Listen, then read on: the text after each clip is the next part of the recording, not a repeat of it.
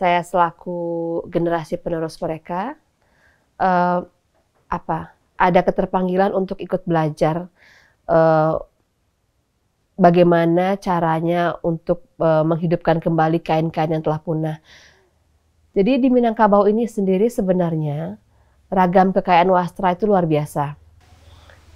Hampir setiap nagari di Luhak Nantigo atau daerah Dare, Heartland of Minangkabau ini memiliki kekayaan wastra yang luar biasa, utamanya songket. Setiap nagari memiliki ciri khas dan identitasnya masing-masing. Nah, sementara pada saat ini kita hanya bisa melihat songket itu hadir sebagai benda pakai bagian dari fashion item untuk pesta. Jadi sementara dulu songket itu fungsinya itu sangat luar biasa. Sejak lebih dari 100 tahun lalu kami menemukan bahwa ada beberapa perguruan tenun di Canduang dulunya. Sementara di daerah lain konsep seperti itu kami tidak menemukannya. Dan itu dibuktikan dari beberapa koleksi keluarga yang masih disimpan sampai hari ini. Oh iya nah jago. Mau ya nah? Siap ingin dong ya nah. Lah sehat amat aku. Siap. Malah. Malah tadi.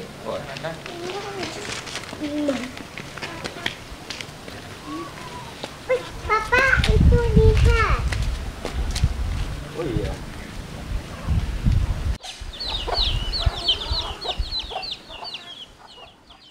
Itu kain gote. Dasar. Itu dulu mendapatnya dari Sia kan, lamaran turuna. Ikut kain terakhir beliau ya? Kain terakhir itu pandang. Oh, terus penggang. Tapi berarti lah lebih tua ya? Pandang berapa? Memang untuk ngerjain pakaian ya. Berarti ku kadang dulu ke ya? Kadang kita juga sih yang kawat. Iya. Dia di balah orang di kain tak ada mana saja. Iya. Nah, itu di balahnya kain untuk ke baju. Iya. Pindah mah ambil dong. Dia besar tu. Iya. Banyak kena balah tu. Setelah digali lebih jauh lagi, akhirnya baru beberapa tahun terakhir kita bisa menemukan kain-kain Canduang dengan potongan dengan bentuk yang masih utuh, koleksi beberapa keluarga. Kemudian kita dokumentasikan, kemudian kita coba reka ulang lagi desainnya, dan alhamdulillah pada tahun 2013 akhirnya kami memberanikan diri untuk membuka sebuah pusat atau bisa dikatakan studio lah, studio tenun yang kemudian mencoba merangkul anak-anak muda di Canduang ini untuk mempelajari kembali songket Canduang.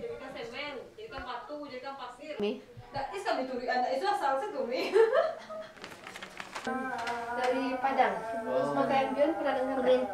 Mengapa penting rasanya mengekspos ini? Karena Canduang itu satu sentra tenun yang ternyata memiliki peran yang sangat besar di Sumatera Tengah dulunya, tapi tidak pernah tercatat dalam sejarah atau dalam peta dunia tekstil di Indonesia. Pokoknya kurang cik ini. Ada motif yang kurang? Iya, ada motif yang kurang. Bukan yang panjang punya. Iya, itu yang kurang cik. Kan satu-satu. Beko kami ambil sepatokannya tengah kuah. Kami ambil 3 satu. Sekarang setelah ada referensi kain, kemudian juga ada foto-foto dokumentasi dari koleksi-koleksi museum, akhirnya kita berhasil merevitalisasi kain-kain Canduang. Memang masih belum banyak. Baru sekitar 6 pieces jenis kain yang kita berhasil revitalisasi.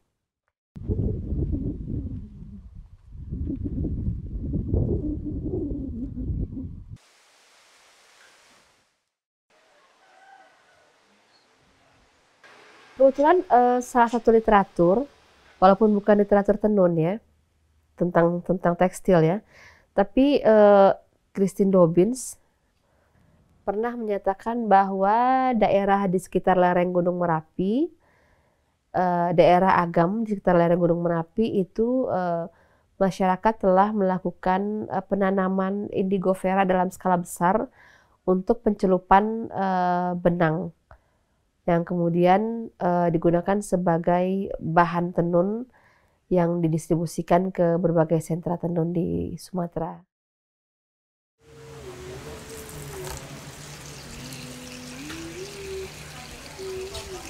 Kemudian proses menenun, tapi sebelumnya itu sudah harus disiapkan bahan-bahannya. Bahan-bahan ini kita menggunakan bahan-bahan dari serat alam.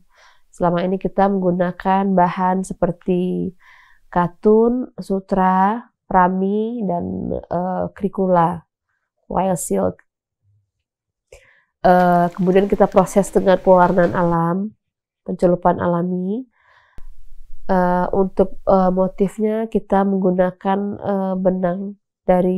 benang logam dari Nishijin dari Kyoto yang kita pesan sekarang, nanti 6 bulan kemudian baru kita bisa mendapatkan sesuai pesanan gitu. Jadi memang ini sebuah rentetan proses yang cukup panjang sih sebenarnya untuk menghasilkan satu kain.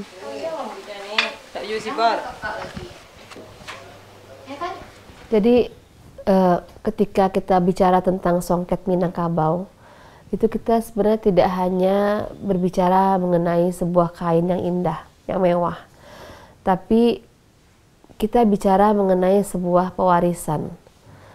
Dalam selai songket itu terdapat motif-motif yang merupakan pencatatan dari nilai-nilai adat, falsafah, aturan-aturan atau norma yang mengatur kehidupan masyarakat Minang. Ini adalah selendang dari daerah Limaukaum Batu Sangkar. Di sini kita bisa lihat ada 3 jenis motif yang berbeda. Yang di bagian badan kain ada motif bintang bertabur, menunjukkan keberagaman adat dan budaya dari berbagai nagari di Minangkabau. Nah, di sini ada motif pucuk rebung. Pucuk rebung ini menunjukkan tentang proses pembentukan jiwa pemimpin bagi laki-laki di Minangkabau. Yang menarik adalah motif pucuk rebung pada Limaukaum ini memiliki kemiripan dengan pucuk rebung dari kain Ijalapan Hah di Aceh. Dan memang sebenarnya Minangkabau memiliki sejarah yang panjang dengan kerajaan Aceh. Yang semua adalah kami. Itu lah kamu terletak sih pokoknya. Pas bulan lo nggak tidak nih. Bisa bicara bahasa Inggris.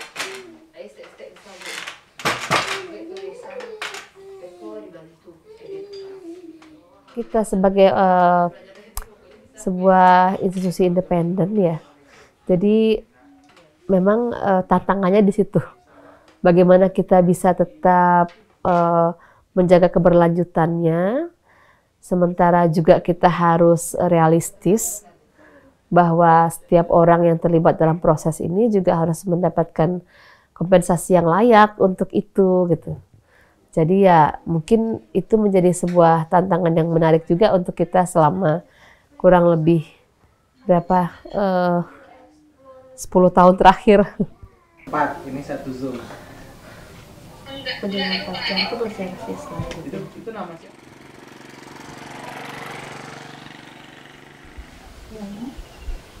Ambil gambar.